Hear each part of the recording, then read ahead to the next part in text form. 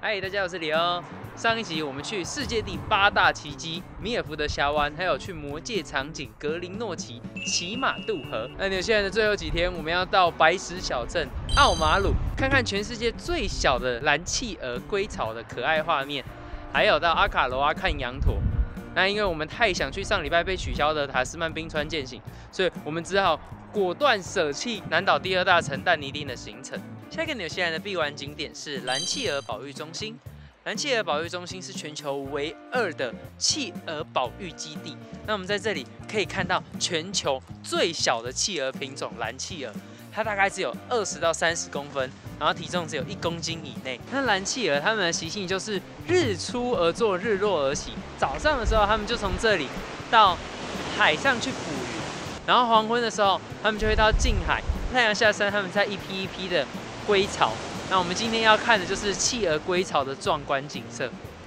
那我们今天呢会坐在这一区是普通席，普通席的票价是成人45纽元。普通席呢好处就是可以看到企鹅从海上回来的画面，但缺点是比较远。那你如果不想要看企鹅从海上回来，你可以坐在那个 VIP 席，它离蓝企鹅就会再更近。VIP 的票价是成人60纽元。我觉得蓝企鹅保育中心他们很棒的一点就是，他们花了很多的时间跟精力，打造了这个保育区，让蓝企鹅可以在一些草丛跟山坡底下休息，避免被光害打扰。而且这边还有很多海狮在这边晒太阳，超近距离的。原本是来看蓝企鹅，没想到可以看到海狮哎！我的天哪，第一次这么近看它们。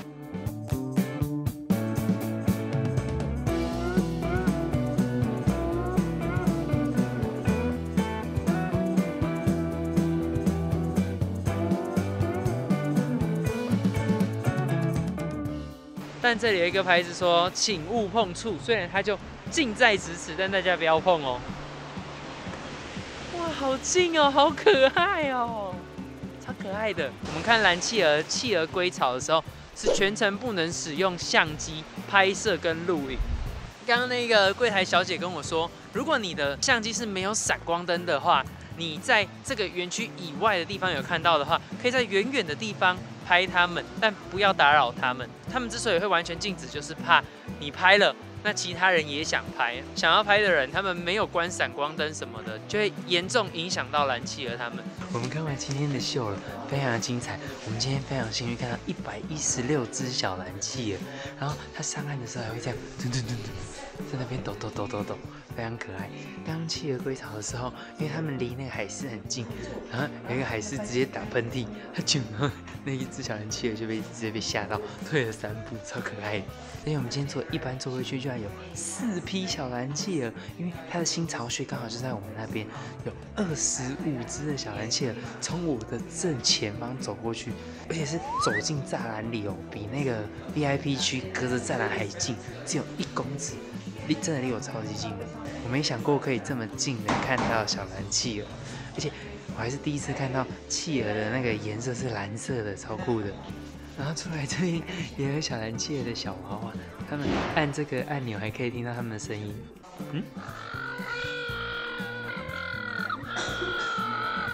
刚刚真的，他们上岸的时候就是一直发出这个声音哦。保育员说他们是社交型动物，所以就会一直在那边叫啊叫啊，然后告诉他们这是我的地盘，不要过来。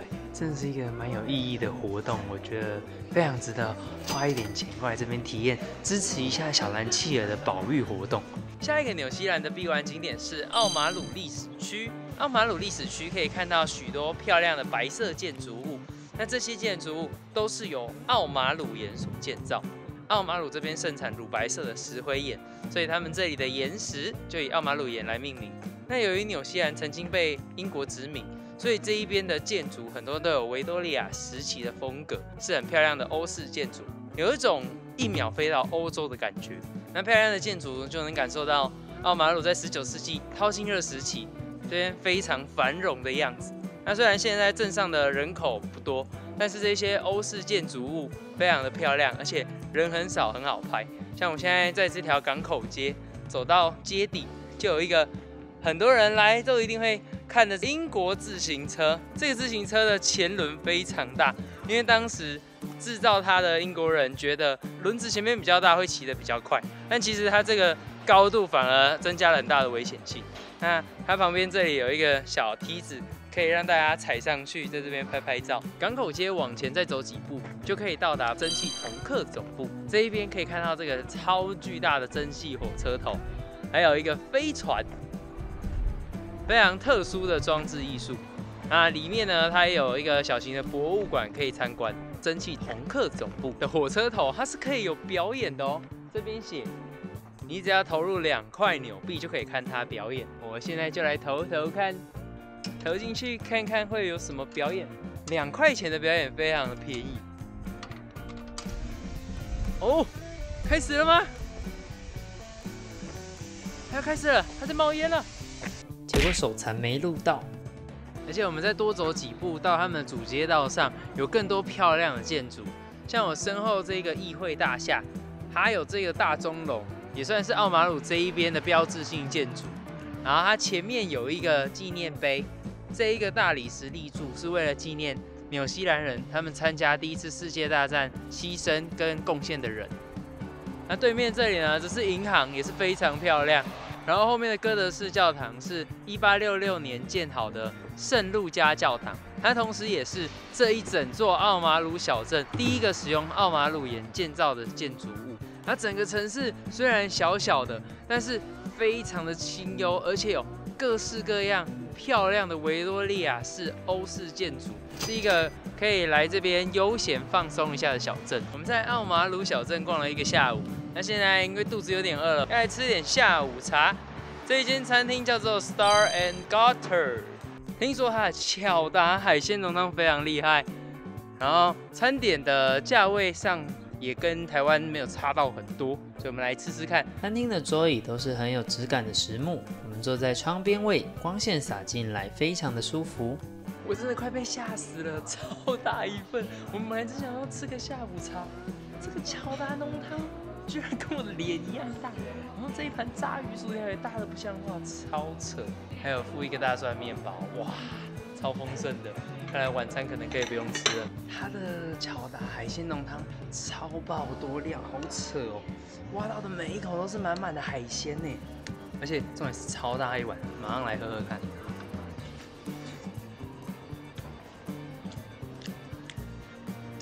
超好喝，味道很香浓，海鲜满满，整口都是。我刚刚直接就吃到1口鱼，炸得很酥脆，沾一点巧达浓汤，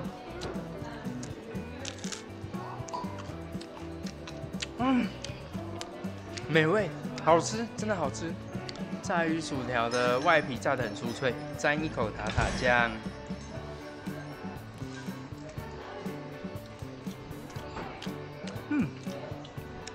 炸鱼薯条也很好吃哎，吃起来几乎是不太油腻的，算是很清爽型的。然后它旁边的薯条是这种比较大根的，都还蛮好吃的。它还给了非常多的蔬菜，让你吃起来不会那么的油腻。它算是很清淡、很爽口的炸鱼薯条，比我们在那个蒂卡波湖那边吃的那间更好吃。看来这是一间宝藏小店哦，有来奥马鲁的人可以来吃吃看。市区逛完，这边还有一个游乐园，也有非常多不同的游乐设施可以让大家玩耍，大人小孩都可以玩得很开心哦。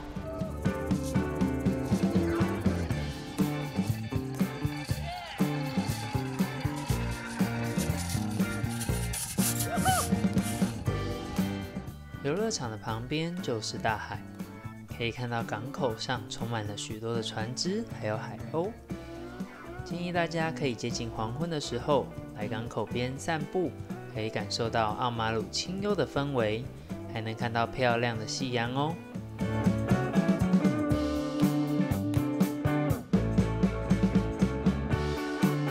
隔天我们开回库克山，这次天气很好，我们顺利搭到直升机，体验到冰川健行，还幸运看到天然的雪崩。回程经过我们也很喜欢的蒂卡波湖小镇，我们吃章鱼烧，刚好1个礼拜1次的 Tekapo 小镇市集被我们遇到了。我们现在已经回到基督城，因为我们 Holiday Park 住蛮多天了，所以呢，我们想说看看基督城的房价如何。结果居然找到这一间拥有自己的独立房间以外，还有独立厕所的。当当，很不错哎，跟我们昨天住的影视饭店比起来，厕所居然还更大，然后房间稍微小一点点而已，但是房价一晚1600多块而已，只比 Holiday Park 贵个300-400块而已，非常划算。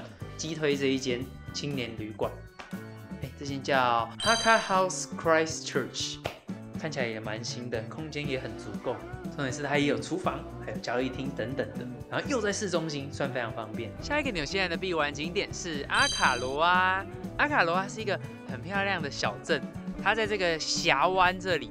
那毛利语里面阿卡罗阿也是代表长的港口的意思。这个小镇也被叫做法国小镇，因为法国人在纽西兰唯一的殖民地就是阿卡罗阿，所以这边就保留了一些那种法国时期的建筑跟特色。那阿卡罗阿小镇离基督城市区大概是1个半小时左右的车程。因为我们要准备收心了，明天就要回去，所以我们就住在基督城市区，然后开过来阿卡罗阿这边散散步、走一走。在港口边这边有一个很大的纪念碑，这个是纪念2次世界大战死亡的士兵。那我觉得整个阿卡罗阿小镇其实跟奥马鲁有一点点类似，像奥马鲁的话，我们就是看到1战的纪念碑。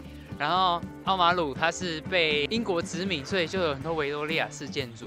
那在阿卡罗阿的话，则是法国的建筑，刚好就是英法2国。然后奥马鲁有可爱的蓝企鹅，那阿卡罗阿我们等一下要去看的是羊驼，都是很有异国风情的小镇，而且又有一些特别的小动物可以互动跟体验。然后阿卡罗阿它其实也有抓鲍鱼，还有赏鲸看海豚的行程，但因为我们实在是没有那么多的时间，所以我们今天就挑选了羊驼农场。那在前往之前，阿卡罗阿也有很多那种法式的小店，好，等一下我们要来吃吃看。我们今天的午餐呢，选择一间轻食咖啡厅 The Common。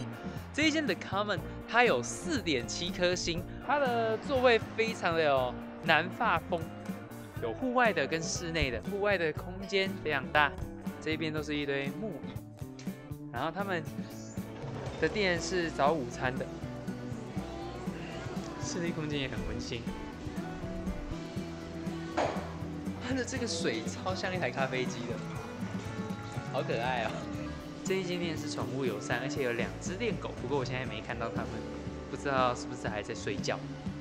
那因为这一个阿卡罗阿是一个南法小镇，所以呢，我们午餐就点了一个马卡龙 （crispy chicken roll）， 一个炸鸡的那种三明治，然后还要点一个炒蛋，跟一个热可可，烤面包炒蛋。面包的口感是属于偏中性，不会太硬也不会太软，然后咬起来酥酥脆脆的，再配上炒蛋，吃起来就是很简单美味，然后不会有过多的调味这样。那现在来吃吃看这个炸鸡卷，这个炸鸡卷超大一个，超大的炸鸡。炸鸡卷也很不错，它会先把面包烤得脆脆的，跟里面的那个炸鸡一样，都是酥脆口感，再撒上一点黄芥末，哇！我觉得这一间早午餐店好吃。好还好我们选到一间不错的，没踩雷。它的马卡龙也非常不错，酥酥脆脆的外皮，然后内馅非常的厚实，吃起来外酥内软，很好吃。甜度也算适中，不会死甜，就是那种甜点店等级的。因为很好吃，所以等一下我们也决定再多买2颗马卡龙回来带过去吃。越吃越喜欢，最后居然包色买了一大袋。下一个纽西兰的必玩景点是在阿卡罗阿的沙马拉羊驼牧场。这个沙马拉羊驼牧场啊，它有非常多的羊驼，大概有160几只。他们是放牧制的，所以呢，就是不能养超过200只，不然他们的那个牧草会有可能会有吃不够的问题。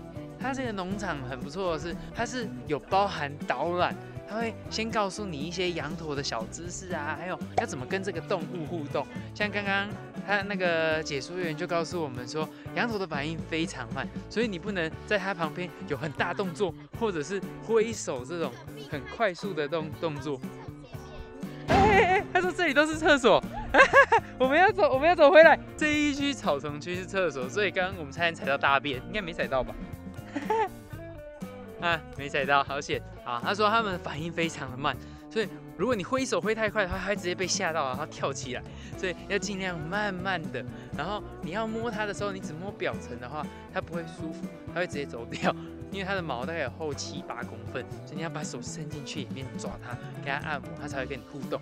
然后这个牧场最大的特色就是，我们不只可以远远的拍，隔着栅栏拍，我们可以到它的旁边跟他们拍照哦。比我们在瓦纳卡那个薰衣草农场隔着栅栏位还要再更好，我们可以抱着它们更近距离，而且那种解说员中英文解说，让我们更了解这个动物，也有给我们牧草。让他们吃，跟他们互动。这个牧场的每一只羊头都有自己的名字跟它们的特性，他们非常照顾他们的羊头，都知道每一只喜欢被摸哪里，然后个性是怎么样。我们现在在摸一只4岁的很年轻的羊驼，好摸吗？是要手要摸进去。哇，好厚哦！哇！哦，你在帮它按摩脖子哦。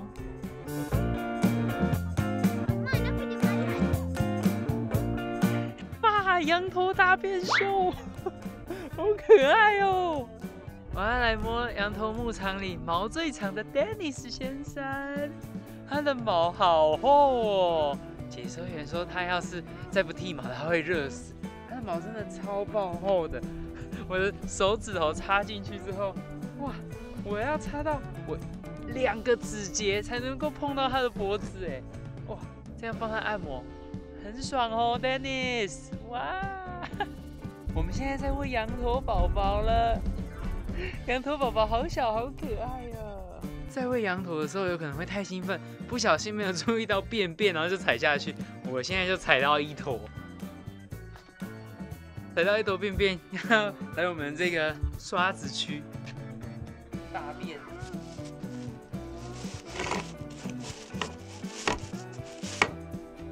刷掉了。喂完羊之后呢，就换我们自己进食，有老板做的那个手工饼干，还有一些茶点，还蛮好吃的。然后这边就是他们得奖的记录，他们得到非常多的奖，因为他们羊驼的那个毛量很多，然后很柔软，而且很卷曲。报道处这一边，它有非常多的羊驼商品，这一些羊驼商品很多是他们农场自己的羊驼取下他们的毛，然后来纺织的。那羊驼毛的特色就是跟 Cashmere 差不多，都是很细很细，然后保暖程度都很好的。虽然产量比 Cashmere 还要再更少，但是它就是比较没有那么大牌子，所以就会比较划算一点。阿卡罗阿一日游结束后，我们开回基督城市区。在路上，我们还看到许多漂亮的樱花。在最后呢，我们回到基督城市区。今天我们要吃的是这一间 Hello Sunday， 它是一间早午餐店，店内的环境非常的温馨，跟我们在那个阿卡罗阿吃到的那一间店差不多。那它也是比较乡村风的，它也是宠物友善，所以可以带狗狗进来。我们今天坐的是户外的位置，我们的菜已经上来了。我点的是鲑鱼、烤马铃薯、班尼迪克蛋，还点了一个法国吐司，上面有冰淇淋。这个鲑鱼，真的非常嫩，一吃进去入口即化的感觉，好赞！班尼迪克蛋下面铺这个马铃薯，马铃薯里面绵绵嫩嫩的，然后外皮再带一点酥脆感，这马铃薯超赞。来吃个班尼迪克蛋，哇，流出来了，好吃。来吃法国吐司，法国吐司的话，它的那个吐司口感是配冰淇淋是还不错吃，旁边有一点点水果，酸酸的。但是我觉得它那个焦糖脆片吃进去太甜了，所以大家不要配焦糖脆片吃。整体来说的话，我比较喜欢我的这一道主菜。很好吃。不过它分量稍微比较小，然后在基督城市区这个价位跟皇后镇好像差不多，所以这间店算是比较高级一点的餐厅，比较贵一些些。在基督城市区如果要移动啊，也可以租用这个 Lime， 它是电动滑板车，非常方便，只要扫描它上面这个 QR 码，然后就可以进到付款页面。信用卡支付完之后就可以直接租用，它的速度还蛮快的，你市区移动很方便。要还车的时候就一样也是扫那个 QR 码，扫完就直接还车了，超方便的。那只要路边能够不要挡到行人的地方，都可以随意停放。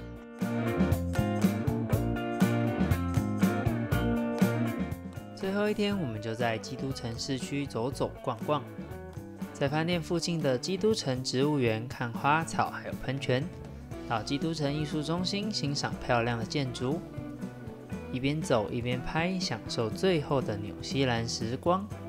纽西兰的市区风景也是非常的漂亮。